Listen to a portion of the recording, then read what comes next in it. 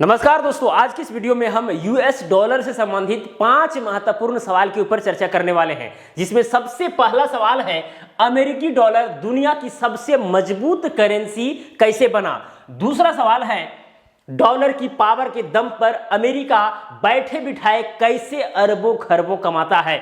तीसरा सवाल है डॉलर को रिप्लेस करने के लिए चीन रूस क्या प्रयास कर रहे हैं। चौथा सवाल है 2024 के ब्रिक्स समिट में इसे लेकर क्या हो रहा है और भारत का क्या रोल रहेगा। और पांचवा सवाल है क्या डी डॉलराइजेशन संभव है, अगर हां तो किस हद तक। दोस्तों, अगर ये पांचों सवाल का अगर आप जवाब सही ढंग से समझ गए तो मुझे उम्मीद है कि आप यूएस डॉलर को सही ढंग से समझेंगे और इसका क्या पावर है इस चीज को आप फील करेंगे, महसूस करेंगे। इस वीडियो को जरूर देखिए, बहुत ही महत्वपूर्ण वीडियो है। डॉलर को समझने में आपको मदद मिलेगी और समझ में आएगा कि एक्चुअल में क्या खेला हो रहा है। और दोस्तों, आपको मैं ये भी बता दूं, हम लोग का जो YouTube का पेमेंट आता है वो भी डॉलर में आता है, फिर डॉलर से रुपया में कन्वर्ट होकर के फाइनली हम लोग को बैंक अकाउंट में मिलता है।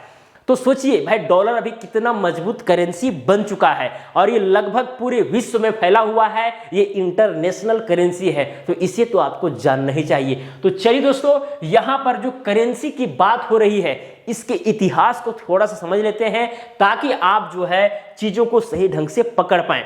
जिस समय दोस्तों करेंसी नहीं थी, लगभग हम बात कर रहे हैं 6000 ईसा पूर्व की, उस समय से जो है एक प्रथा चली आ रही थी, एक पद्धति चली आ रही थी, जैसे आप लोग जानते होंगे वस्तु विनिमय के नाम से। वस्तु विनिमय, मान के चलिए एक ए नाम का व्यक्ति है और यहां पर बी नाम का व्यक्ति है। ए नाम के व्यक्ति के पास जो है 10 बकरी है, 10 गोट है, ठीक है, और यहां पर बी के पास जो है 5 गाय है, यानी कि 5 काव है। अब ए को जो है गाय की जरूरत है, वो चाह रहा है कि भाई बकरी के साथ साथ गाय भी हो, तो क्या करेगा, ये लेने के लिए जाएगा गाय, किसके पास जाएगा, बी के पास, या फिर जिसके पास भी गाय हो उसके पास ये जाएगा और वहां पर जो है बोलेगा कि भैया मेरे पास बकरियां हैं, आपके पास गाय है, एक गाय हमें दे दीजिए, उसके बदले में आप कितनी बकरियां लेंगे वो बता दीजिए। तो ये बोलेगा कि हम तो 5 बकरी लेंगे, ठीक है, या 4 बकरी लेंगे। अगर पसंद पड़ेगा तो यहाँ पर लेने देने ये दोनों के बीच हो जाएगा। अगर मान के चलिए ए को पसंद नहीं पड़ा, ठीक है, तो वो चला जाएगा दूसरा के पास, वहां हो सकता है कि डन हो जाए, ठीक है। तो मान के चलिए कि ए को जो है एक गाय इससे मिल जाता है बी को, मतलब बी से, ठीक है, और इसके बदले में ए को जो है 4 बकरी देना पड़ता है। कितना बकरी, 4 बकरी देना पड़ता है और उसके बदले में इधर से एक गाय मिलता है। तो इस तरह की लेन देन एक्चुअल में हो रही थी, जिसको हम लोग वस्तु विनिमय कहते हैं। या फिर मान के चलिए कि ए के पास जो है आलू है, बहुत सारा यहाँ पर आलू है इसके पास, ठीक है, और इसके पास बहुत सारा प्याज है, ठीक है। अब क्या है, इसको प्याज की जरूरत है, तो क्या करेगा, ये बी के पास जाएगा, बोलेगा भैया मेरे पास आलू है, आपके पास प्याज है, आप 1 केजी आलू लीजिए, ठीक है, उसके बदले में आप हमें कितना प्याज दीजिएगा वो बता दीजिए। तो मान के चलिए कि यहाँ पर दोनों लगभग सेम रेट जो है चल रहा है, तो 1 केजी आलू लेगा और 1 केजी प्याज देगा। या फिर ये भी हो सकता है कि प्याज महंगा हो तो ये 2 केजी आलू ले और 1 केजी प्याज दे। तो इस तरह का सिस्टम जो है चल रहा था, जिसको हम लोग वस्तु विनिमय कहते हैं। इस चीज को आप सही ढंग से जानते होंगे। और दोस्तों, इसमें बहुत सारे यहाँ पर दिक्कतें भी थी। दिक्कतें क्या थी भाई, अगर इसके पास आलू है, इसको प्याज की जरूरत है, तो भाई प्याज वाला व्यक्ति के पास ही जाना होगा। अगर प्याज वाला व्यक्ति के पास नहीं जाएगा, जो प्याज बेचना चाह रहा है, जो आलू लेना चाह रहा है, क्योंकि भाई ये जो बी है प्याज दे रहा है, आलू ले रहा है, तो इसका मतलब यहाँ पर 2 चीज का फुलफिल हो रहा है कि ये भी प्याज बेचना चाह रहा था और आलू लेना चाह रहा था। तो इस तरह के व्यक्ति को खोजना बहुत ही मुश्किल हो जाएगा। सिंपल सी बात, इस चीज को आप समझ सकते हैं। अगर मान लीजिए इसको प्याज बेचना नहीं है और इसके पास ये जबरदस्ती जाके बोल रहा है कि भैया मेरे पास टाइम नहीं है, आप आलू ले लीजिए और हमें प्याज दे दीजिए ना कुछ, तो ये बोलेगा कि ठीक है, हम तुमको 1 केजी प्याज देके लेंगे, उसके बदले हम 10 किलो आलू लेंगे, ठीक है। तो इस तरह से बी को बहुत फायदा हो जाएगा, फिर बी जो है दूसरा जाकर के उसको एक्सचेंज कर लेगा। तो इस तरह से जो है यहाँ पर बहुत सारी जटिलताएं थी, बहुत सारी दिक्कतें यहाँ पर हो रही थी। इस चीज को आप खुद जो है समझ सकते हो, कोई बड़ी बात नहीं है। अब दोस्तों, ये सिस्टम तो चल ही रहा था, बहुत दिनों तक चला। उसके बाद में आया मेटल क्वाइंस, यानी सोना चांदी, ठीक है, तांबा के क्या बनने लगे दोस्तों, सिक्के बनने लगे।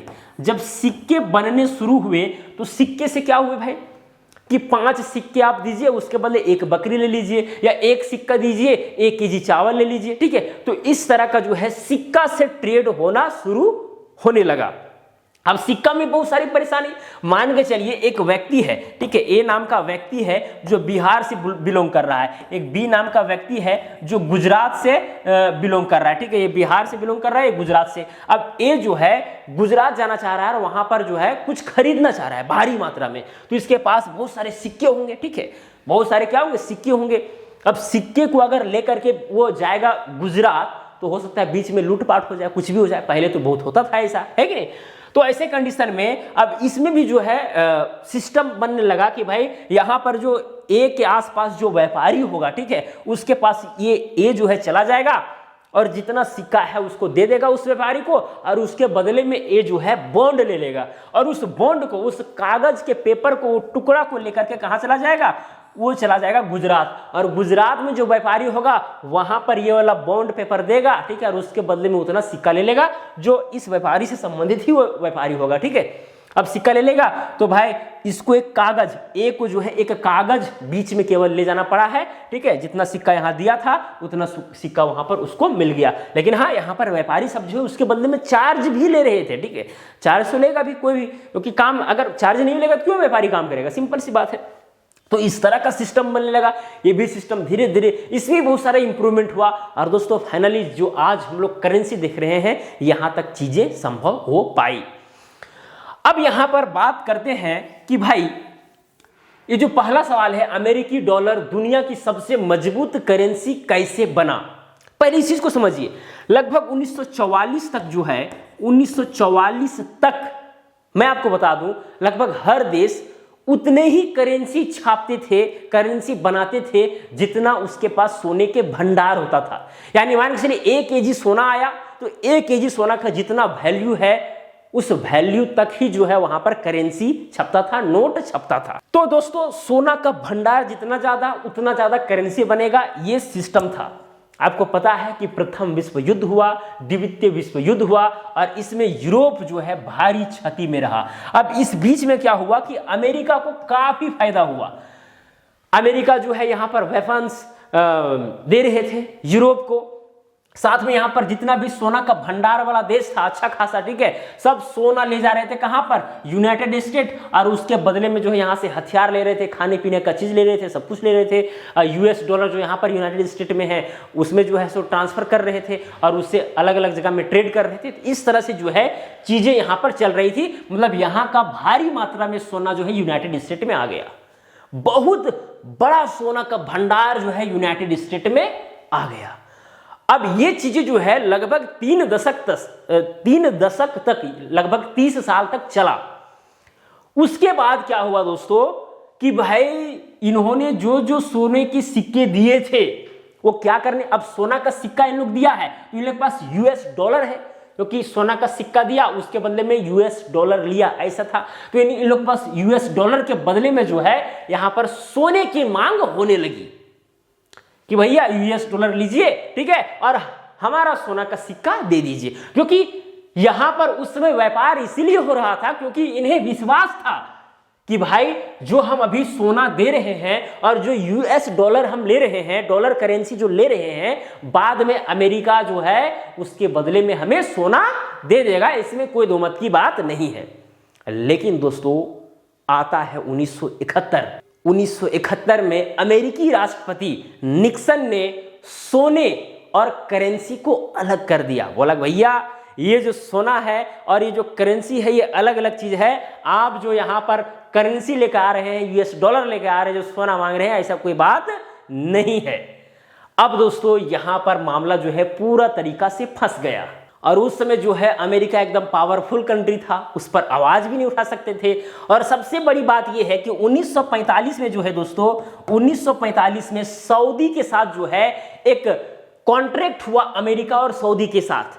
वहां पर बोला गया कि भाई अमेरिका जो है सऊदी को जो है पूरा प्रोटेक्ट करेगा, सैन्य सुरक्षा देगा, और सऊदी को केवल क्या करना है कि भाई जितना भी तेल बेचेगा उसमें जो ट्रांजैक्शन होंगे, जो व्यापार होंगे, वो डॉलर में होंगे। यही सिस्टम जो है, अब तेल तो भाई बहुत सारे देश जो है सऊदी से ले रहे हैं। अब तभी ले पाएंगे जब उनके पास यूएस डॉलर होगा। तो यूएस डॉलर का प्रचलन जो है 1971 के बाद भी जो है बरकरार ही रहा, क्योंकि भाई सऊदी यूएस डॉलर लेने से पीछे नहीं हटा और ये करेंसी इसी तरह से जो है मजबूत होते गया और इंटरनेशनल करेंसी बन गया। और रह गई बात कि भाई यहां पर अगर पूरे विश्व में व्यापार हो रहा है तो वैसे कंडीशन में एक करेंसी होना चाहिए जिस पर लोगों का ट्रस्ट हो।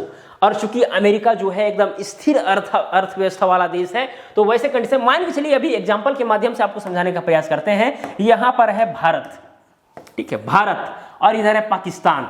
अब यहां पर भारत का कोई व्यक्ति है, मान के चलिए अडानी ग्रुप है, क्या है, अडानी ग्रुप है, और पाकिस्तान ये जाना चाहता है, पाकिस्तान से कच्चा माल लेना चाहता है, ठीक है, कच्चा माल भारी मात्रा में लेना चाहता है। और यहां पर कोई व्यक्ति है, मान के चलिए कि एक्स नाम का व्यक्ति है, मान के चलिए कि भारत को जो है पाकिस्तान के करेंसी में भरोसा नहीं है या फिर पाकिस्तान को भारत के करेंसी में भरोसा नहीं है, तो ये लोग चाहेगा कि भाई एक मिडल रास्ता अपनाया जाए जो है यूएस डॉलर। क्या है, यूएसडी, जिसको यूएस डॉलर कहा जाता है, यूनाइटेड स्टेट वाला करेंसी। ओके, अब क्या होगा, यहां पर यूएस डॉलर में यहां पर ट्रेड किए जाएंगे, ना कि भारतीय रुपया पाकिस्तानी रुपया में। होगा क्या, अडानी ग्रुप जो है जितना डॉलर का उसे सौदा करना है पाकिस्तान के एक्स व्यक्ति के साथ, ठीक है, वो अपना डॉलर में पैसा को कन्वर्ट कराएगा और फिर जो है वहां पर जितना कच्चा माल का दाम होगा डॉलर में पेमेंट हो जाएगा और डॉलर से जो है पाकिस्तान में जो बैंक होगा, ठीक है, वो पाकिस्तानी रुपया जो है उस व्यक्ति को दे देगा। तो इस तरह से यहां पर ट्रेड हो रहे हैं अभी भी। तो इस तरह से क्या हुआ, कुल मिलाकर के यूएसडी जो है, यूएस डॉलर जो है और भी मजबूत होते गया, क्योंकि इसके अलावा और भी करेंसी जो है दिखी नहीं। हालांकि बीच बीच में जो है बहुत सारे प्रयास हुए लेकिन उस हद तक नहीं हो पाए, क्योंकि भाई यूएसडी जो है बहुत पहले से जो है यहाँ पर मार्केट में छाया हुआ है और इस पर लोग ट्रस्ट भी जो है करते आ रहे हैं। तो अब दोस्तों आपको समझ में आ रहा होगा कि भाई कैसे यूएस डॉलर एक मजबूत करेंसी बना। अब इस पहला सवाल का आंसर आप खुद से भी जो है कंक्लूड कर सकते हैं, समझ रहे होंगे कि भाई आखिरकार यूएस डॉलर पूरे दुनिया पर कैसे डोमिनेट किया। पहले से ही जो है चूंकि ये स्थिर अर्थव्यवस्था थी, यहाँ पर विश्व युद्ध हुए, ठीक है, दो बार 1914 से 18 तक, 1939 से 45 तक यहाँ पूरा देश तबाह हुए, बर्बाद हुए, ठीक है, और अमेरिका को भारी भरकम जो है यहाँ पर फायदा हुआ कुल मिलाकर के, ठीक है, और वो चीज़ आज भी देखने को मिल रहा है, उसका प्रभाव अभी भी है। अब दोस्तों यहाँ पर दूसरा सवाल के ऊपर आते हैं यहाँ पर, ठीक है, क्या है, डॉलर की पावर के दम पर अमेरिका बैठे बिठाए कैसे अरबों खरबों कमाता है। अब अमेरिका जो है अरबों खरबों कैसे कमाता है, इस चीज को समझिए। भाई दुनिया में जो व्यापार हो रहे हैं, जो ट्रांजैक्शन हो रहे हैं, ठीक है, मतलब एक देश से दूसरे देश, वो मुख्य रूप से जो है यूएस डॉलर में ही हो रहा है। जैसा कि मैंने आपको बताया है कि भाई लगभग 80% जो है व्यापार डॉलर में किए जा रहे हैं, ठीक है। अब दोस्तों यहां पर समझिए, वही एग्जांपल हम देंगे। यहां पर मान के चलिए अडानी ग्रुप है, क्या है, अडानी ग्रुप है, और यहां पर एक पाकिस्तान का एक एक्स नाम का व्यक्ति है या कंपनी है, जो कुछ भी है। अब अडानी ग्रुप को जो है कोई माल खरीदना है, कहां से, पाकिस्तान से, कच्चा माल कुछ भी हो सकता है, यहां से खरीदना है। अब क्या करेगा, ये अडानी का भाई, अडानी ग्रुप का यहां पर बैंक में बैंक अकाउंट होगा, ठीक है, वो क्या करेगा, इसमें पैसा वो जमा करेगा। अब जितना पैसा जो यहां पर जमा करेगा, अब इस बैंक का भी एक बैंक होगा, अमेरिका में एक बैंक होगा, ठीक है, जिसमें डॉलर में जो है ट्रांजैक्शन होते हैं। तो इस बैंक का भी यहां पर एक बैंक है जो अमेरिका में है, ठीक है, यानी इस बैंक का भी अकाउंट है अमेरिका वाला बैंक में। फिर साथ में दोस्तों इस व्यक्ति का भी जो है यहां पर एक बैंक है, और इस व्यक्ति के बैंक का भी बैंक यहां पर जो है यूएस में है, ठीक है, खाता खुला हुआ है। अब वैसे कंडीशन में क्या होगा कि भाई अडानी ने जो पैसा यहाँ पर दिया, भेजा, यही पैसा जो है यहाँ पर भेजा जाएगा, ठीक है, डॉलर में कन्वर्ट किया जाएगा। फिर ये वाला डॉलर वाला जो पैसा है, जितना भी डॉलर में रहेगा, उस डॉलर को यहाँ पर दिया जाएगा इस बैंक में, जो रेसिपेंट से संबंधित रहेगा, ठीक है। अब यहाँ से जो है इस बैंक में भाई जहाँ पर अकाउंट होगा इस व्यक्ति का, उसमें चला जाएगा, और फिर फाइनली जो है करेंसी पाकिस्तानी करेंसी में जब कन्वर्ट हो जाएगा इस बैंक में, तो फिर फाइनली जो है इसको मिल जाएगा, ठीक है। तो यहां पर जो है कुल मिलाकर के यूएस डॉलर में ट्रेड हो रहा है, क्योंकि भाई यहां पर भारत वाला व्यक्ति को पाकिस्तान वाला पर भरोसा नहीं है, या पाकिस्तान वाला को भारत पर भरोसा नहीं है, ये अपने करेंसी में ट्रेड नहीं करना चाह रहे हैं। तो यहां पर देखिए प्रोसेस कितना लंबा हो गया है। अब दोस्तों यहां पर जो दो बैंक काम कर रहे हैं, जो स्विफ्ट नेटवर्क का जो फॉलो कर रहे हैं ये दोनों बैंक, ठीक है, तो इसके बदले में ये दोनों बैंक तो भाई कुछ चार्ज करेंगे। अब यही चार्ज जो है भारी मात्रा में अमेरिका को फायदा पहुंचाता है, क्योंकि भाई एक देश दूसरे देश में जो ट्रेड हो रहा है ये पैसा अमेरिका से होते हुए जो है किसी को मिल रहा है, तो इसके बदले तो भाई इन लोग चार्ज लेंगे। और ये जो प्रोसेस यहाँ पर हो रहा है, ठीक है, ये सिक्योर माना जा रहा है, और सिक्योर है भी। इसके अलावा अगर डायरेक्ट अगर कोई एक देश दूसरे देश से करेगा तो वहां पर कुछ गलती हो सकती है, फ्रॉड हो सकता है, ठीक है, लेकिन ऐसे में फ्रॉड होना बहुत ही कम चांसेस है। 1973 में जो है लगभग यहां पर 22 देश ही शामिल थे इसमें, ठीक है। इस तरह के जो सिस्टम है वो 22 देश ही फॉलो कर रहे थे, लेकिन में फिलहाल 200 से भी ज्यादा देश फॉलो कर रहे हैं और 11,000 बैंक जो है इस तरह का स्विफ्ट नेटवर्क का फॉलो कर रहे हैं। तो चलिए दोस्तों, अब चलते हैं हम तीसरा सवाल के ऊपर। तीसरा सवाल क्या है कि डॉलर को रिप्लेस करने के लिए चीन रूस क्या प्रयास कर रहे हैं। दोस्तों मैं आपको बता दूं कि रूस जो है दुनिया का सबसे बड़ा में दूसरा तेल और गैस का उत्पादन करने वाला देश है। ऐसे कंडीशन में जो वहां पर व्यापार हो रहे हैं वो डॉलर में हो रहे हैं। अब हुआ क्या कि 2022 में रूस ने यह कहा कि भाई जो आप यूएस डॉलर में हमारे साथ व्यापार कर रहे हैं ना, उसके बदले आप रूबल में कीजिए। किसमें कीजिए?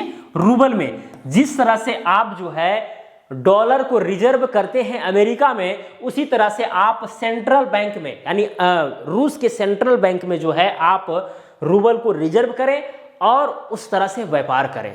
अब हुआ क्या दोस्तों, सबसे इंटरेस्टिंग बात यह है कि जो यूरोपीय यूनियन है, अब देखिए रूस से जो है भारी मात्रा में जो यूरोपीय यूनियन है वो तेल और साथ में गैस जो है इंपोर्ट करते हैं। अब हुआ क्या कि 2021 में जो लगभग 40% इंपोर्ट हो रहा था, अब वो 2023 में क्या हुआ, 2023 में गिर करके 8% रह गया। इसका कारण क्या था कि भाई रूस ने कहा कि भाई रूबल में व्यापार कीजिए। तो सोचिए भाई किस तरह से डॉलर दबदबा बनाए हुए है और डॉलर में लोगों का ट्रस्ट है। तो दोस्तों ये था रूस का प्रयास। अब हम बात करते हैं भाई चीन का क्या प्रयास है। तो मैं आपको बता दूं कि स्विफ्ट की ही तरह जो है चीन के central bank People's Bank of China ने CIPS नाम का सिस्टम बनाया है। इस पेमेंट सिस्टम से करीब 117 देशों के 1551 बैंक जुड़ चुके हैं। पिछले साल इस सिस्टम के जरिए लगभग 123 ट्रिलियन युआन, जो चीन का करेंसी क्या है, युआन, से ज्यादा ट्रांजैक्शन हुआ। ठीक है, युआन रिजर्व को बढ़ावा देने के लिए चीन ने 40 से ज्यादा देशों के साथ करेंसी स्वैप एग्रीमेंट किया है। इस एग्रीमेंट के तहत दो देशों को व्यापार करने के लिए हर बार स्विफ्ट सिस्टम की जरूरत नहीं है। एक फिक्स अमाउंट का ट्रेड वो देश अपनी करेंसी में कर सकते हैं। इस चीज को आपको नोट करना चाहिए। और दोस्तों नवंबर 2023 में चीन ने सऊदी के साथ एक कॉन्ट्रैक्ट किया कि भाई 3 साल तक जो है डॉलर के बजाय युआन करेंसी का प्रयोग किया जाए, युआन जो चीन का करेंसी है। तो इस तरह से क्या होगा, यूएस डॉलर का जो दबदबा है वो कम होगा। तो इस तरह से चीन रूस प्रयास किए हैं और अन्य देश से भी किया जा रहा है। लेकिन जब चीन रूस कोई भी प्रयास करते हैं तो ये ज्यादा चर्चा का विषय बन जाता है। इस चीज को आप भली भांति समझ सकते हैं। अब दोस्तों यहां पर बात करते हैं सवाल नंबर 4 के ऊपर कि 2024 के ब्रिक्स समिट में इसे लेकर क्या हो रहा है और भारत का क्या रोल रहेगा। रूस के कजान शहर में ब्रिक्स की 16वीं समिट चल रही है। यानी इस बार ब्रिक्स समिट की मेजबानी रूसी राष्ट्रपति व्लादिमीर पुतिन कर रहे हैं। 19 अक्टूबर 2024 को पुतिन ने कहा कि ब्रिक्स करेंसी में अभी समय लग सकता है। ब्रिक्स अभी नेशनल करेंसी के उपयोग को बढ़ाने और इसे सुरक्षित बनाने के लिए रिसर्च कर रहा है। और JNU के प्रोफेसर राजन कुमार कहते हैं इस समिट में ब्रिक्स करेंसी की बात नहीं हो रही है, बल्कि उसकी जगह डॉलर के महत्व को धीरे धीरे कम करने की बात की जा रही है। पुतिन ने यह भी कहा है कि ब्रिक्स एक सिस्टम की बात कर रहा है जो ब्रिक्स देशों के बीच होने वाले ट्रेड्स में इस्तेमाल किया जा सके। साथ ही इंटरनेशनल ट्रेड्स में डॉलर, यूरो जैसी वेस्टर्न करेंसी का इस्तेमाल न किया जाए। तो देखिए अगर कुल मिलाकर के समझा जाए तो ब्रिक्स ये चाहता है कि भाई एक नया करेंसी सिस्टम का निर्माण हो जिससे आपस में हम लोग ट्रेड कर पाएं और जो यूएस डॉलर का जो दबदबा है पूरे विश्व में उसको कम किया जाए धीरे धीरे। ठीक है, ऐसा नहीं कि अचानक सडनली, क्योंकि अगर सडनली किया जाएगा तो ऐसे में सभी देशों को दिक्कत है। अब चीन भी जो है रिजर्व किया हुआ है डॉलर में। तो अगर मान के चलिए कि डी डॉलराइजेशन भी हो जाता है, ठीक है, अचानक, तो ऐसे कंडीशन में चीन को भी भारी नुकसान सहना पड़ेगा और भारत को खैर तो सहना ही पड़ेगा, ठीक है। तो ये सारी चीजें हैं। तो चलिए यहाँ पर चौथा सवाल भी लगभग में क्लियर हो गया होगा। अब चलते हैं दोस्तों पांचवा सवाल, जो कि बहुत ही महत्वपूर्ण है। क्या डी डॉलराइजेशन संभव है? अगर हाँ तो किस हद तक? जो हम लोग दोस्तों यहाँ पर डी डॉलराइजेशन का बात कर रहे हैं, ठीक है, ये अचानक सडनली होने वाला चीज नहीं है। अगर अचानक होगा तो भारी नुकसान होगा, इस चीज को आप समझिए। ऐसे मान के चलिए अगर फिलहाल का ही एग्जांपल दें, भाई रूस और यूक्रेन में भी जो युद्ध चल रहा था, उस बीच जो है भारत और रूस में एक तय हुआ, ठीक है, कि भाई अब वहां से जो हम लोग तेल इंपोर्ट करते हैं वो भारतीय रुपया में होगा। तो यहाँ से भारतीय रुपया जो है रूस में गया और वहां से तेल आया। तो इस तरह से रूस के पास काफी रुपया हो गया। अब उस रुपया को जो है रूस दूसरे देशों में ट्रेड नहीं कर पा रहा था, क्योंकि भाई रुपया का पूरा इंटरनेशनली देखा जाए तो वैसा कोई विशेष वैल्यू नहीं है, इस चीज को आप जानते हैं। तो वैसे कंडीशन में रूस को काफी जो है नुकसान सहना पड़ा। तो ये सारी चीजें निकल करके आती है। तो डी डॉलराइजेशन अगर हम लोग अचानक करते हैं तो उतना आसान नहीं है। लेकिन हाँ, जो ब्रिक्स जो समिट हुआ है उसमें जो बात हुआ है नया पेमेंट सिस्टम को लेकर के कि भाई डी डॉलराइजेशन किया जाए, धीरे धीरे होगा लेकिन अचानक नहीं होगा, इस चीज को आपको समझना चाहिए। कुछ लोग ये भी सोच रहे हैं कि भाई क्या अगर डी डॉलराइजेशन होता भी है तो क्या अमेरिका तबाह हो जाएगा? तो दोस्तों इस चीज को समझने के लिए आप ये समझें कि भाई आप ये तो जानते ही हैं कि भाई अमेरिका जो है पूरी विश्व में एक अलग ही पहचान बना करके बैठा है। उसके पास मजबूत करेंसी है, अभी भारी मात्रा में ट्रेड हो रहे हैं, ये सारी चीजें आप जानते हैं। अगर गलती से कोई देश ये कह दे कि भाई हम जो है यूएस डॉलर में ट्रेड नहीं करेंगे, तो वैसे कंडीशन में अभी फिलहाल ही जो है अमेरिका के जो उम्मीदवार हैं, राष्ट्रपति उम्मीदवार डोनाल्ड ट्रंप, वो क्या कहते पता है कि अगर डॉलर में ट्रेड करना अगर कोई देश बंद करता है तो उन्हें 100% जो है टैरिफ देना होगा। तो इससे बताइए कोई डॉलर को छोड़ना चाहेगा? अगर छोड़ेगा तो भाई काफी नुकसान भी सहना पड़ेगा। तो कुल मिलाकर के बात है कि भाई अमेरिका जो है अपने पावर का पूरा प्रयोग करेगा। अगर डी डॉलराइजेशन की बात आएगी, ठीक है, अचानक सडनली, तो ऐसे कंडीशन में अमेरिका पूरा प्रयास करेगा, ठीक है, कि ऐसा ना होने दे, क्योंकि इस तरह से जो है पावर बैलेंस में जो है हलचल मचेगा। जो भी पावर अमेरिका के पास है फिर ट्रांसफर होने लगेगा। स्वाभाविक सी बात है, इस चीज को आप खुद समझ सकते हैं। कुछ लोग ये भी सोच सकते हैं कि अगर डी डॉलराइजेशन होता है तो क्या इससे चीन का दबाव बढ़ेगा, चीन का दबदबा बढ़ेगा? तो ऐसी भी बात नहीं है दोस्तों। ब्रिक्स के जो भी देश हैं वो ये नहीं चाहते कि भाई डी डॉलराइजेशन हो, ठीक है, डॉलर खत्म हो जाए और उसके जगह पर नया करेंसी आ जाए। नहीं, ब्रिक्स चाहता है कि नया करेंसी सिस्टम हो। जो हम लोग रिजर्व कर रहे हैं, ठीक है, जो फॉरेन रिजर्व हो रहा है, जो हम लोग पैसा रिजर्व कर रहे हैं डॉलर में, ठीक है, उस चीज को दूसरे जगह भी रिजर्व किया जाए। मतलब थोड़ा बहुत जो है इसमें कटौती किया जाए और हम लोग पास एक और ऑप्शन रहे, ठीक है। अब चीन भी नहीं चाहेगा, चीन का करेंसी युआन है, अब वो अगर फॉरेन रिजर्व की बात करें तो वो तो डॉलर में रख रहा है। तो अगर मान के चलिए डी डॉलराइजेशन होता है तो इससे चीन को भी काफी नुकसान सहना पड़ेगा, क्योंकि भाई अगर डी डॉलराइजेशन होगा तो डॉलर का वैल्यू घटेगा। तो वैसे कंडीशन में नुकसान तो होना तय है। तो ये सारी बातें हैं, डी डॉलराइजेशन होना उतना आसान नहीं है भाई। पूरे देश में जो है डॉलर का महत्व है और इस पर लोगों का काफी विश्वास है, हर देशों का लगभग विश्वास है। और देखिए भारत ये भी चाहेगा कि भाई ब्रिक्स देशों में चीन का एक अलग ही महत्व है। तो चीन जो है, चीन का जो करेंसी युआन है उसका महत्व ना बढ़े, ये तो भारत चाहेगा, क्योंकि भारत को जो है चीन के करेंसी पर भरोसा नहीं है, ठीक है। तो वैसे कंडीशन में भारत ये नहीं चाह रहा है कि भाई यूएस डॉलर को खत्म किया जाए, डी डॉलराइजेशन किया जाए। हाँ, संतुलन जो भाई जो पोलराइज है उसको थोड़ा सा डीपोलराइज किया जाए, इस चीज पर बात हो रही है। और जल्द ही जो है ब्रिक्स के माध्यम से जो है यहाँ पर एक नया करेंसी सिस्टम, नया सिस्टम आएगा जिसके माध्यम से ट्रेड किए जाएंगे। दोस्तों ये भी बात महत्वपूर्ण है कि अमेरिका ने जो भाई रूस और यूक्रेन में जो युद्ध चल रहा था उस बीच जो है अमेरिका ने रूस का जो फॉरेन रिजर्व था उसे फ्रीज कर दिया गया, यानी इंटरनेशनल लॉ को फॉलो नहीं किया अमेरिका ने। तो कुल मिलाकर के यहाँ पर अगर देखा जाए तो अमेरिका ने वेपन के रूप में, हथियार के रूप में डॉलर का प्रयोग किया है। तो ऐसे कंडीशन में थोड़ा भरोसा जो है डॉलर के प्रति देशों का कम हुआ है और विभिन्न देश जो हैं, पश्चिमी देश विशेषकर जो हैं, नई नई पॉलिसी लाने का प्रयास कर रहे हैं जिससे डी डॉलराइजेशन हो और जो पोलराइज्ड जो थिंग है इसे थोड़ा सा कम किया जाए। तो दोस्तों इस वीडियो के माध्यम से आपको ये समझ में जरूर आया होगा कि भाई ये जो डॉलर है वो कितना हद तक पूरे देश में छाया हुआ है, और अगर इसे समाप्त किया जाए तो क्या क्या बदलाव आएंगे, क्या क्या चेंजेस आएंगे, और किस तरह से अमेरिका जो है पूरे विश्व में दबदबा बनाए हुए है। ये पांचों सवाल के माध्यम से आप सारी बातों को समझ गए होंगे। तो चलिए दोस्तों, आज के लिए इतना ही। अब मिलेंगे अगला वीडियो में। जय हिंद, वंदे मातरम।